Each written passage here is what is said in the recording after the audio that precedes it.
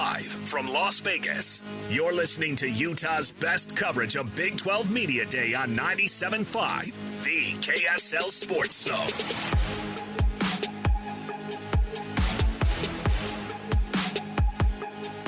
Jake and Ben, 97.5, the KSL Sports Zone. Jake, Scott, Ben, Anderson, Patrick Kinahan hanging out, the whole crew down here in Las Vegas for Big 12 Media Days, day number 2. The BYU contingent is expected to flow through sometime early this afternoon, so make sure and stay tuned for that. Although we did have an opportunity to talk to Tom Holmoe. If you didn't hear that, we'll make sure and get it up in podcast form. In fact, Christian's on it, saying it's posted already. So if you didn't have a chance to hear that, check it out. Ben, what did you think about his answer for as far as expectations go? It was kind of a non-answer, but what do you think he actually expects from the team? I think he wants them to win. I think he wants those. I mean, like he said, I learned a lot from those last 2 games, which they were close against Oklahoma and Oklahoma State, and as we, close, you got to get there. And BYU had the opportunity to get there, and they didn't get either of them done. And that's the difference between, I guess, what we will call a successful season and an unsuccessful season. And I don't know if I would determine last year as being unsuccessful, but certainly seems like they left opportunities on the table, and that's not something you can afford to do at this level of football. And I think he has expectations that they don't do that anymore. And he's talked about the depth a lot, and those issues should be resolved because the investment is there. He's done his job to get them to this spot, sitting at the Big 12 Media Day, and I think he wants the results on the field to reflect the work he's done as well. And I think that's a fair expectation. I mean, he's invested in it. He went out and put the money in to get Jay Hill. I mean, he's done his part. I think it's fair for him to have high expectations about this program. I think BYU's administration has done their part. I think that's an excellent point. They've done it in the 2 highest profile sports, which tend to lead to success or failure almost of your entire athletic department.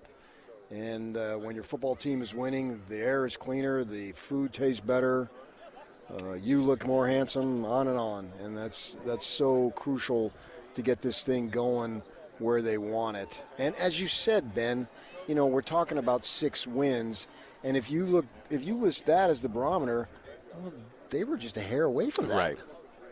But is that the expectation? I mean, it's got to be now, just to get the heat lessened. Right. But Tom walks into Kalani's office every day and gives him a hug. I'm sure he's not eager to run Kalani out on his ear if those expectations are met. I mean, I wonder, and where do injuries play and excuses and all those sorts of things. I mean, he was never going to give us like a hard number, right? He was never going to, and you can't do that. But that's why I wonder what the expectations actually are. Let's start with bowl eligibility. 2 words.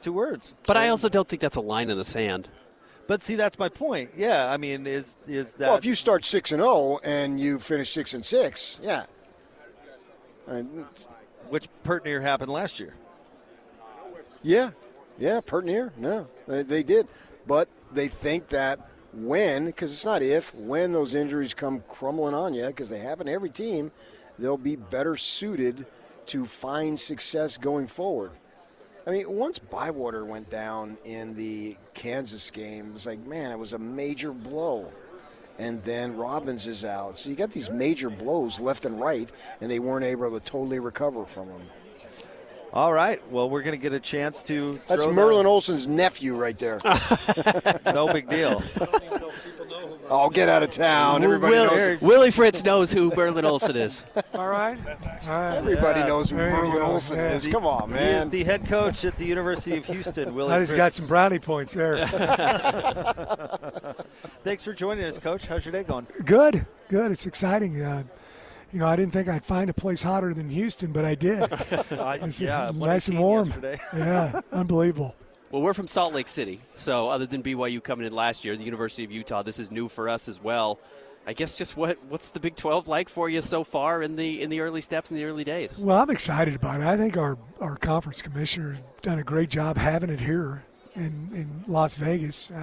I don't think anybody's argued with having it here in Vegas, but really neat. A lot of media here.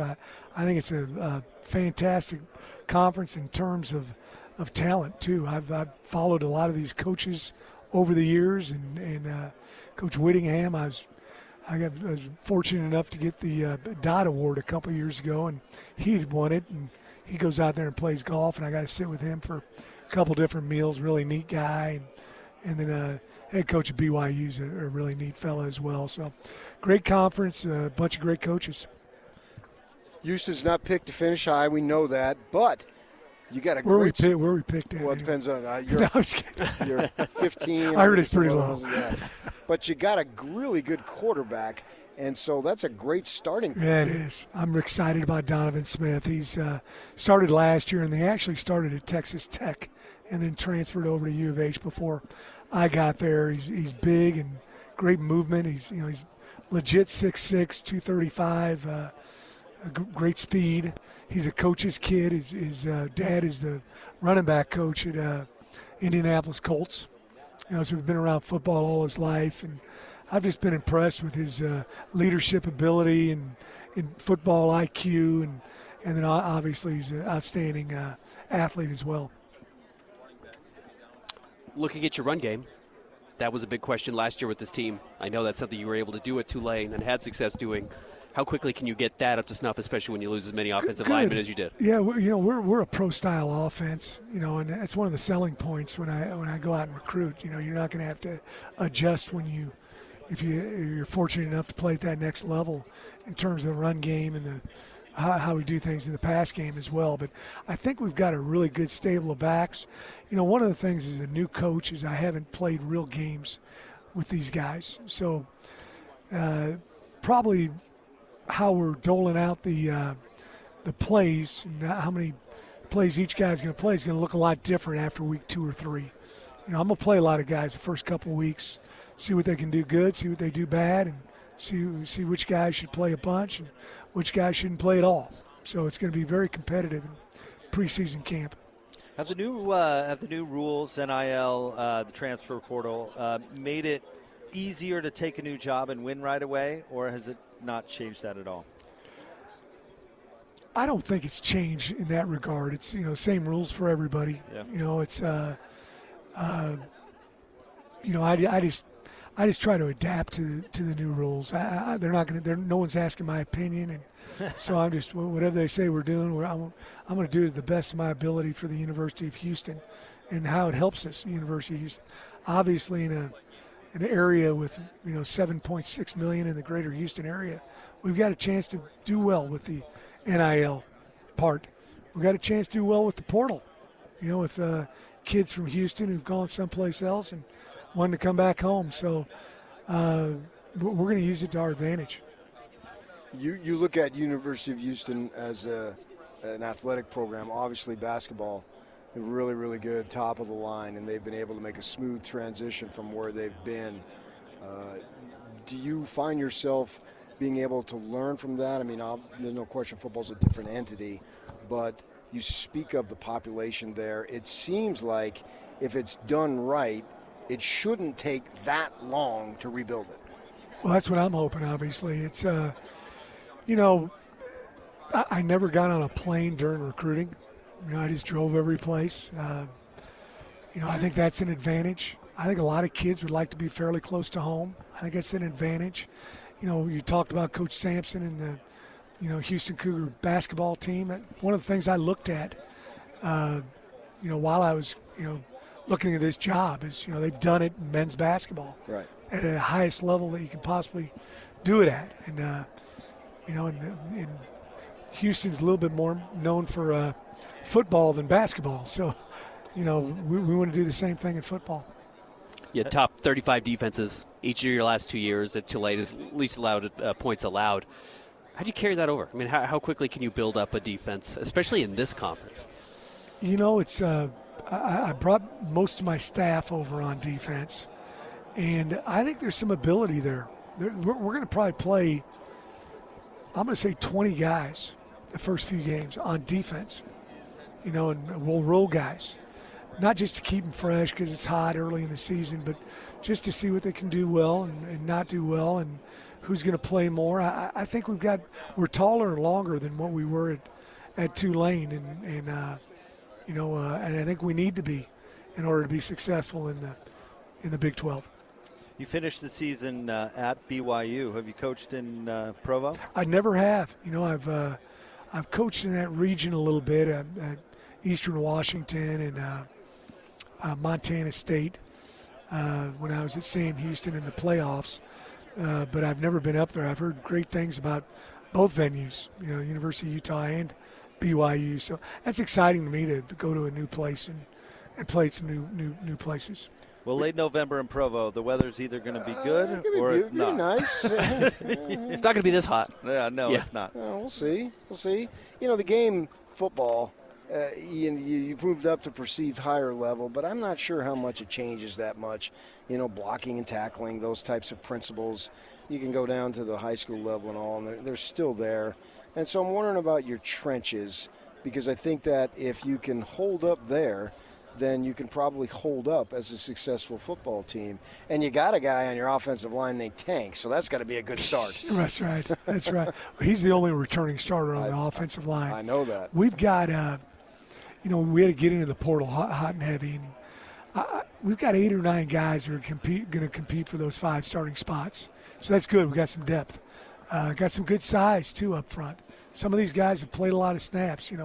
One of the things with Pro Football Focus when you're looking at guys is, it pulls out the plays that they participated in. And I think we've got 3 guys that came in and played over 2,000 snaps at the Division I level on the offensive line.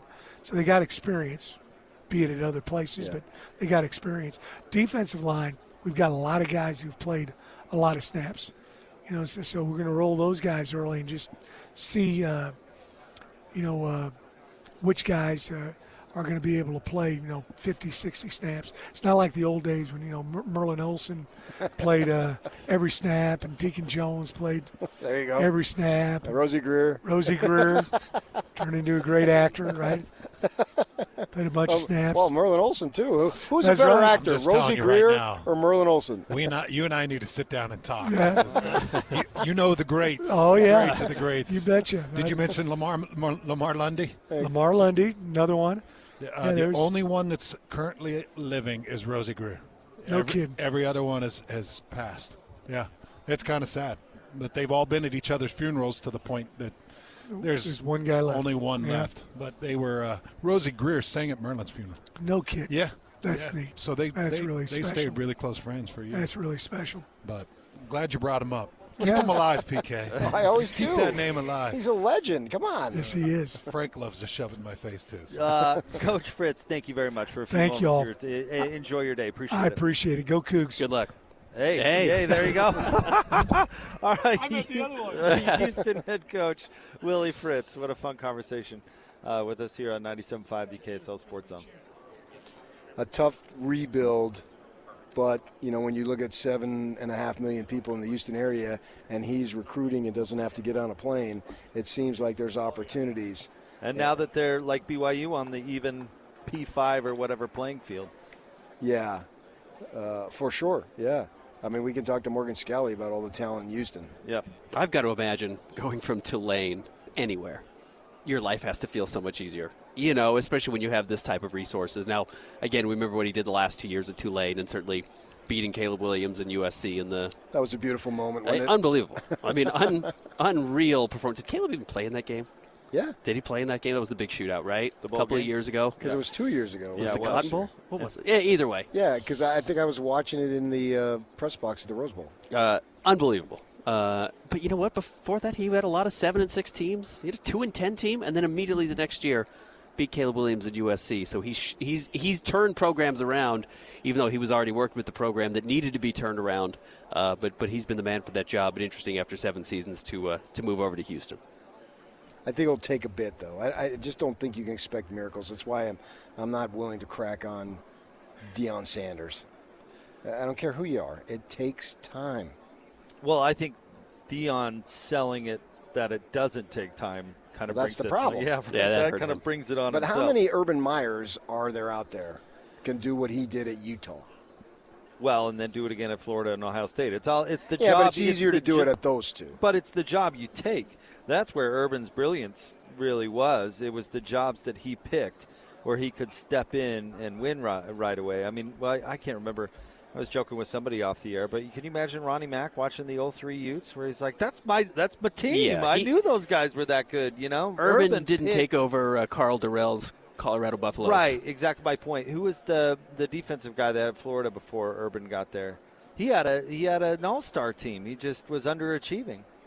So take that job. Remember, Notre Dame and Florida were open at the same time.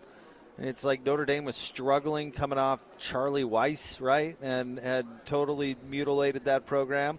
You've got Florida that's got all the players and is just ready-made. It's the same thing as it was at Utah. Houston's not that, though. You don't want to be known for mutilation of a program. No. And thus Charlie Weiss. Oh, he did coach again, right? He coached Kansas? Yeah. And didn't do anything? Did he coach Jake Heaps? I think he did coach Jake Heaps. Yeah. Oh, sure. He chose wisely, but they still had to go out and win. But Urban never picked the Houston. He never picked this program is bottomed out. Well, he doesn't do what Bronco Mendenhall does. Great comparison. Yeah, 100%. He never would have taken the New Mexico job in the first place. Right. Because he wasn't about building. When I heard Oregon State and Boise State and New Mexico were open and Bronco was interested, I thought, oh, he's going to take New Mexico. Yeah. For sure. He's a glutton. That's what he does. He always wanted to coach at an academy, where it's impossible to win. Right. The harder the job, the more he's intrigued. But I just don't think you can expect any of these dudes to come in and do that, even if Urban took a ready-made program that just needed a little kick in the butt, and he got it for sure. I think that you have to allow 2 to 3 years legitimately to build a program. And that's the interesting thing with Kalani, because he built the program and got his missionary kids back home and got them assimilated into the lineup. But now is he building a program for a second time in the manner that Whittingham and the Utah coaches had to build a program the second time? And he has 2 losing seasons, and Chris Hill stays patient with him, and it pays off big time. Will that be the case here? They were never as low as, say, Houston is now, though. I mean, even those 2 losing seasons, they weren't the doormat necessarily. We're talking about Utah? Yeah. Right, but that can make it worse, though. Like, wait a second here. I'm used to winning 10 games, and now all of a sudden you're having losing records in conference? But those losing records, those teams were never that bad. They were never – you're never going to win a game. Some of those games, they really sucked. They were undefeated in non-conference both of those years. What are you talking about? Utah. Their first years in the Pac-12. They're losing cream puffs. Yeah, but whatever. Like, cream puff or not, Houston's going to have a tough time beating whoever. Oklahoma in week 2. Well, that's not going to go well. That's not going to be helpful for them. They'll take care of them. This quarterback's legit. He is. And that's a great start. Yeah, it is a good start. And we talked to somebody from the Shrine Bowl, and we said about what do you think of the quarterbacks in the conference? And he went right to Sanders 1 and Donovan 2. So that's a good start. Maybe they can surprise. But they lost 4 offensive linemen, and one of them got drafted in the second round. So they lost a lot. I mean, but if you have an anchor named Tank. Isn't there another kid named Panzer? I think there's two military vehicles that are and I think they're both here. Tank's here, and I think Panzer's here too. Speaking of Bronco, didn't he picked those kind of names for his kids, right? Who would name their kid Raider, something weird like Cutter, Tank or Raider, Panzer, Cutter, and Rock? there was one more. Yeah. Like that's a football player's name right there. Yeah, I don't know that any of them played college football, but it will take some time. But I'll be interested to see where we are in 2 to 3 years with all those people, all that talent in your state and then in your community. Basically, that seems like you ought to be able to get that thing done. I don't know about this year, though. But this quarterback ought to give him a fighting chance. And the good thing is if you don't win, find ways to be exciting, to at least get your fan base interested in it. And go, wow, that's an exciting – we lost that game, but I had a good time. It's like the Rose Bowl, Utah's first Rose Bowl. Every single Ute fan I've talked to, I had a great time. Yep. They lost that game, but that was such a fun game, right? And so at least go in that direction. Find ways to be entertaining if you can't be quite enough the level of quality that you want to be at right now. All right, stay tuned. We're live from Allegiant Stadium down here in Las Vegas. Big 12 Media Days coverage rolls on day number 2. We'll have more straight ahead. 97.5 the KSL Sports Zone. The Utes and Cougars are now back in the same conference, and we're counting you down to the start of the 2024 season. This is Big 12 Media Day coverage, live from Las Vegas on 97.5 the KSL Sports Zone. Jacob Ben, 97.5 the KSL Sports Zone, live from Las Vegas. Want to remind you about our friends at J. Brooks Jewelers. 2 locations to serve you. One on Winchester Street across from Fashion Place Mall. The other at Traverse Mountain in Lehigh. Want to remind you to nominate the sports volunteer you know for the Hercules Hero of the Week. Submit your nomination at kslsports.com/contest and listen every Thursday afternoon to JJ and Alex for the winner. Help us celebrate the efforts of those volunteers making an impact with the Hercules Hero of the Week, sponsored by Hercules Credit Union. It's been action-packed. We had Tom Holmoe on the show earlier today. We just talked to Willie Fritz, the head coach at the University of Houston. BYU's contingent of players expected to be out early this afternoon, possibly in the 1 o'clock hour. Of course, the players BYU brought: Tyler Batty, Connor Pay, Jacob Robinson, Darius Lassiter, and Chase Roberts. Of course, Coach Kalani Sitake as well. We should credit quickly, before we move on from Houston, Willie Fritz for holding on to Donovan Smith in the first place. That should have been a foregone conclusion that he would leave, go to a huge program, because like you said, he's a high-level quarterback. He's one of the better quarterbacks in this conference, and probably could have had his pick of several jobs had he wanted to split. Now, it would have been his third school in 4 years of his college career, but 3 years, 3 different teams. But good for Houston and Willie Fritz for holding on to him. That is a huge, huge coup. Moolah? It has to be. Oh, yeah. All moolah. Did you see what they asked? They asked Dave Aranda. You've had some recruiting success. Oh, success. yes, I did see you that. See his answer? We're paying them. We're paying players now? Yeah. Cut to the chase, Dave. I like it. Hey, Witt talked about it yesterday on the podium, right? It's what they're doing. It's not we're going to pay players. We are paying players. Right. But I thought it was really interesting to hear both Brant Keithy yesterday and Cam Rising talking to Hans and Scotty just about, they're happy to be making as much money as they are. And it's maybe not as much as some people think, but it's not a secret. These guys are getting paid, and they're happy to be making money, and it's made their life easier. Money does that. It does that. It certainly does that. And, somebody like Cam Rising, who maybe does not have a lucrative NFL deal, may or may not. I'm not counting the guy out.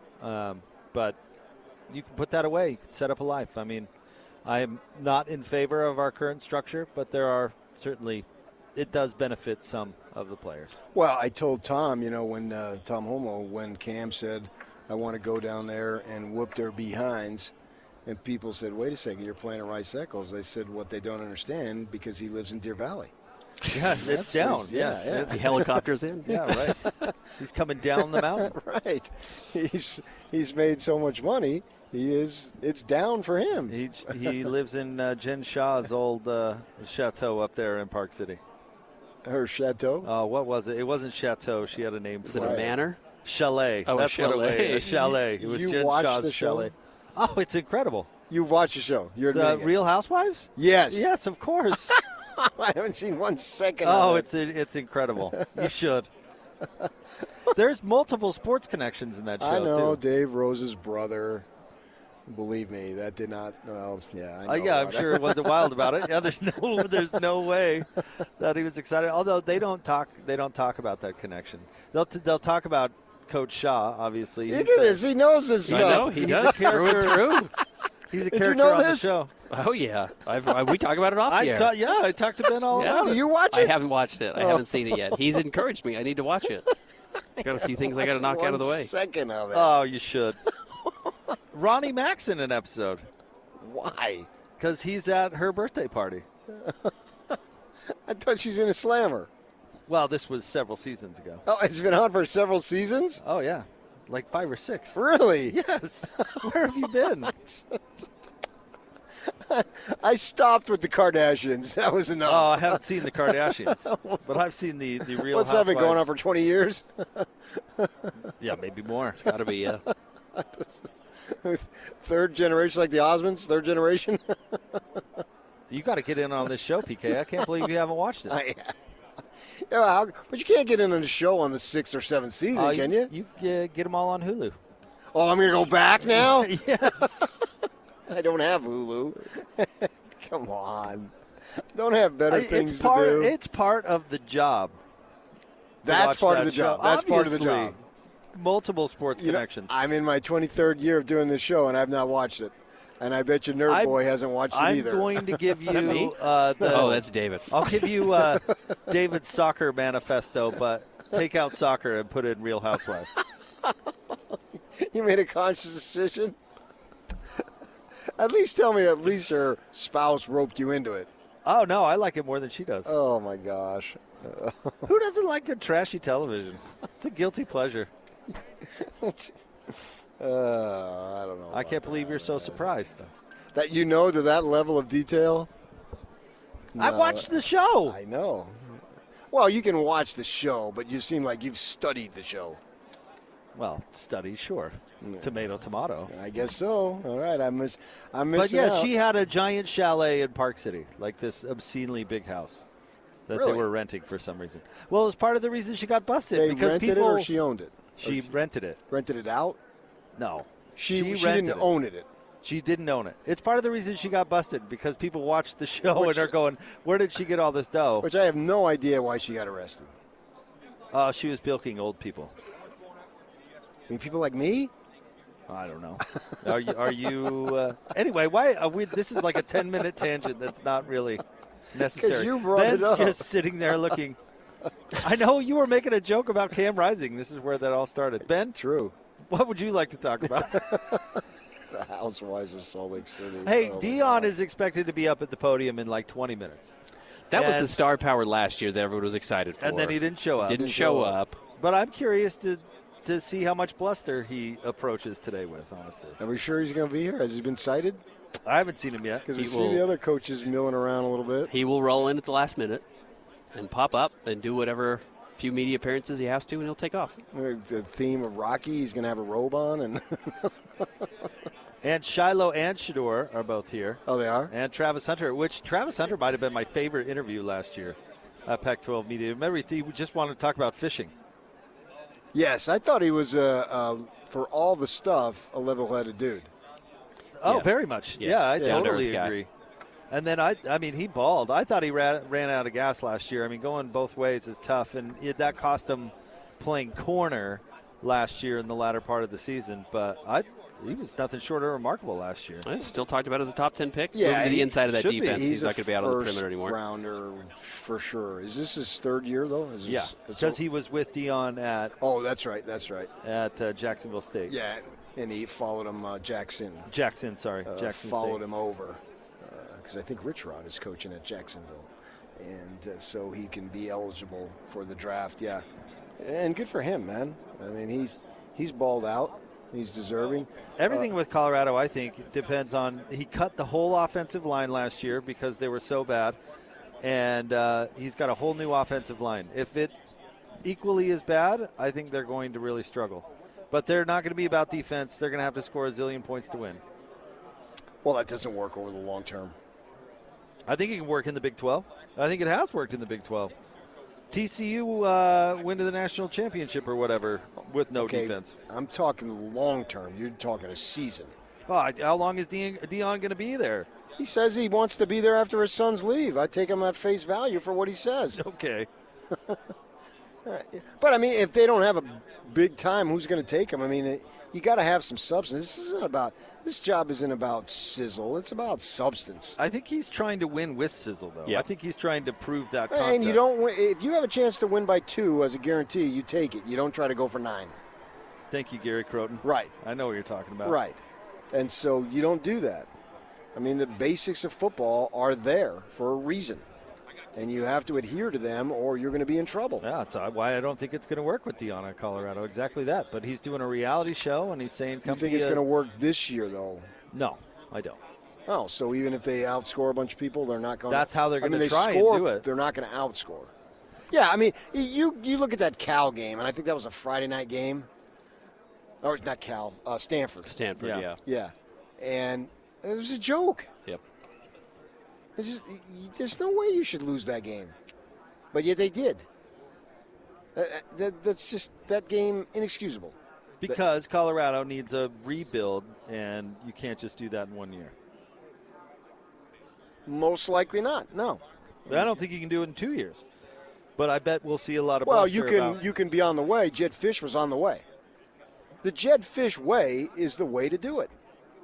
He went 1-11 his first year, and I think that one win was against Cal that had 2/3 of their team had to sit out for the COVID stuff. Yeah, but Jed Fish in the postgame after that one win over Cal wasn't going, "You didn't believe. I won't answer questions from you. You didn't believe. You I'm got not going to me, answer." yeah. Like, You're- that's pretty. I mean, that is where the expectation or whatever comes from. Colorado needs a 1-11, followed by 3 wins, followed by 5 wins, until you're Right. bowl eligible. But, Right. you don't get that patience when you win one game and you're yelling at everybody for not believing. It's Calling out guys. Yes. Believe what? You're 1-0. What are you talking about? They started 3-0 last year. Yeah. They only won 4 games total. Right. So they only won one more game and after they their barely 3-0 beat the start. Devils. Yeah. They start out North Dakota State, who you should beat the FCS school, but it is the best FCS school. At Nebraska, who has been a disaster, but you're at Nebraska. And then Colorado State, who was where we first started to see the cracks in the dam last year for Colorado. So a bit of a rivalry game and on the road. And then they get a soft opener at home against Baylor in the Big 12. So they could realistically start out 4-0. And again, if they are, because of the sizzle that we're talking about, they will be ranked again. Probably, but North Dakota State they've won like 29 in a row. And 7 titles in the last decade. Yeah, I think their last loss was 3 years ago to, was it Iowa? And I think it was 7-3. And Iowa 7-3 did not score a touchdown. It was 2 safeties and a field goal. Jeez, yeah. I was just trying to think how that would even be possible. 3-3-2. Okay, so here's 8-3. Will Dion be wearing the cowboy hat today? Yes. The question is, how big is it going to be? So Christian's on the record. Yes, Christian's a yes. I say no. Yeah, I'm going to say no. I'm going yes. Back to the cowboy hat. Nobody's worn one. Yeah, but Not a cowboy hat. I'm talking to anything. Hat. Yeah, but this is Dion. What's that? Will Dion be wearing the cowboy hat? Yes or no? No. No? No, I can't imagine. Shador's right behind you. Really? He is, yeah. That's him. Yeah, it looks like he's just pulled up. Looks like the Sanders family's starting to gather. Well, yeah, Dion's due at the podium in about 15 minutes. Well, you do know that they actually rented out the Allegiant Stadium for the family reunion. So they got 3 of them that came for free. It's nice they invited us. They might as well just house the rest of the Sanders family and make it a whole family affair. Well, the stadium is nice. I could stay here. I heard you talking about Travis Hunter. He was a fun interview. He was great last year. But it was also fun that the Pac-12 actually organized a media day. That was more fun. That was fun. Helpful. I spoke to 2 athletic directors who are from the Pac-12, and they said they're going to tell them, hey, you need to make these changes. Yeah, this is absurd.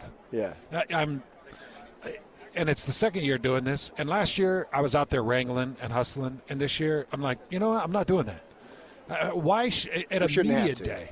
Why are we out there trying to bug these coaches to come on air for 5 minutes? Didn't you have to bribe Sark or threaten him or something? No, Sark was easy. But Sark had his head down, and he was at the flagship station, and he was not making eye contact. He had walked right out to the flagship because they'd worked it. I know his only intention was to do the flagship and then leave, and I went over and put my arm around him. He's like, oh, and it was a nice reunion. moment. And then he came over, did our show, but he was gone. Yeah. Like, he was not. Well, didn't you help him is so move or something stupid. once? Yeah. Am I remembering that story right? Oh, yeah. Yeah. Yeah, but that's all we need to talk about. But it's so We stupid. don't need to talk about the actual move. Why not you got to hang around here all day, do it, and then you're on your way. Yeah, PK, I'm just telling you, man, I'm surprised with this great as the Big 12 is becoming, the lack of organization and interest in an actual media day. I've talked to multiple writers, including 2 national writers that are as big as they get. And even they're sitting there shaking their heads saying, we can't get the quotes. We can't get the people. When we do catch up with them, it's like, hey, we got to go over here real fast. They always And it's like, supposed to go. well, where the hell are you even going? They aren't coming to radio. Where are they going? I don't know where they're going. They were going over They're to a doing promo scrum shoots. with cameras for 5 minutes, but then Where are they going? So I don't like the organization because some of these guys are fun to catch up with. Like Travis Hunter was A lot such of a them fun. are. There will be changes next year. Good. PK hath spoken. Well, I said go hire Javen because Javen runs the tightest ship in Mount West. in Yeah, all he's of great. the conferences. Yeah. And I'm actually excited to go to Mount West Conference Media Days tomorrow because I know I'm going to get to talk to Trey Calhoun. Candidly, I get to talk to Trey Calhoun. Like, I know I'm going to get to be able to catch Bronco? up. Oh, you get to see Bronco. I will get to see Bronco. I'm excited. You will get to see Bronco. Bronco offered my son, which was actually shocking. That was because you guys remember when Bronco was on air, and I said, Bronco, do you think I could play for you? Do you think I would have played for you? He goes, no. I remember that. Yeah. Well, I remember you used to barbecue him for running soft practices. That was like Do you remember his practices? They would bring pillows out, and they would hit each other with the pillows until the feathers came out of them. And then it was like, all right, guys, go hit the showers. That was Hans's crusade for like years. Broncos soft practice. Well, what was tough was you'd go to Camp Witt, and you're watching these guys gruel through some of the most harsh practices. And then I would, the same day, this is back when we'd go to 3 hours of practice. Yep, you could. And we would sit there all day, and I'm watching the practice. I'm like, this one is not like the other. And then the streak started. Bronco was, how many games of the 10-game streak was he? 5, 6, 7? 2016. 7 on the streak? Maybe 8? Yeah. When was Andrew George's catch? Was that 2010? Yes. Yes, because Yeah. then they went their separate ways. Yeah. And it was like, geez, man, this streak's getting long. And So Junior's not going to New Mexico? no, he could. No, he could. He's definitely leaving as an option. But How much are you allowed to lobby for your son at media days? none. None? None. No, because when I left, he's like, just don't embarrass, don't say anything. Yeah, you're better off. Yeah, he's. Let that take care of itself. No, you're saying off the mic. Yeah. No, I'm not saying on the mic. No, I'm saying off the mic. I was over here sweating because PK brought up Merlin. I'm sweating like, oh, don't do it. Don't do it. Because I thought he's going to be like, you could have Merlin Olsen's great nephew. Like, oh, no. No, I wouldn't put that pressure on a kid. Yeah, he's already got enough. Yeah, totally. Yeah, it's kind of tough for him to carry. That's not fair. Stay tuned. We'll have more for you next. We will dial up Deion Sanders' press conference when it begins. Live from Big 12 Media Days, Jake Scott, Ben Anderson, Patrick Kinahan, and Hans Olsen, 97.5, the KSL Sports Zone. This is the KSL Sports Zone's coverage of Big 12 Media Day with complete coverage of the Utes and the Cougars. Now, back in the same conference, this is 97.5, the KSL Sports Zone. Thank you, Hatch. Appreciate it. Jake Hatch doing a great job back at the studio. He and Christian Esparza making the magic happen. Apologies for that. Jake and Ben, 97.5, the KSL Sports Zone. We're live from Big 12 Media Days. Patrick Kinahan, Hans Olsen, Alex Curie hanging out as well. Top of the hour, Ben, Gloria Navarez is going to join Scott Gerard, who's actually broadcasting over from Mountain West Conference Media Days, which is across town over on Fremont Street, my part of town. Is her name G? Is her name L? Is her name O? R? I? A? Keep going. Gloria? Keep going. Gloria! Gloria Navarez is going to be on at the top of the 11 o'clock hour. So we will bring you Deion Sanders' press conference, but we're going to delay that a little bit because we've got to get to the conference commissioner coming up right around the corner. And, Ben, I'm actually eager to hear what she has to say. Hans and I had a chance to interview her last year at Media Days, and she was terrific. And having the affiliation of the Pac-2 is not bad for them. It's certainly good for the Pac-2. Now, the Pac-2 would rather be where we are right now as a part of Big 12 Media Day. But well, they're having their own Media Days, apparently. They're just calling each other? Yeah, they're doing a thing. PK was telling me about it. But like They even are, tonight. I buy my Phil Steele magazine every year. You look at the Mountain West Conference, they get the last two. This is their entire spot. Weber's is it really? Oregon State, Washington State. They get a little tiny quarter of a page. A lot of print there. Yep, page 6. So the commissioner of the Mountain West Conference coming up next, and then we'll rejoin you from Allegiant Stadium following that and kind of going back and forth throughout the afternoon. Stay tuned. 97.5, the KSL Sports Zone.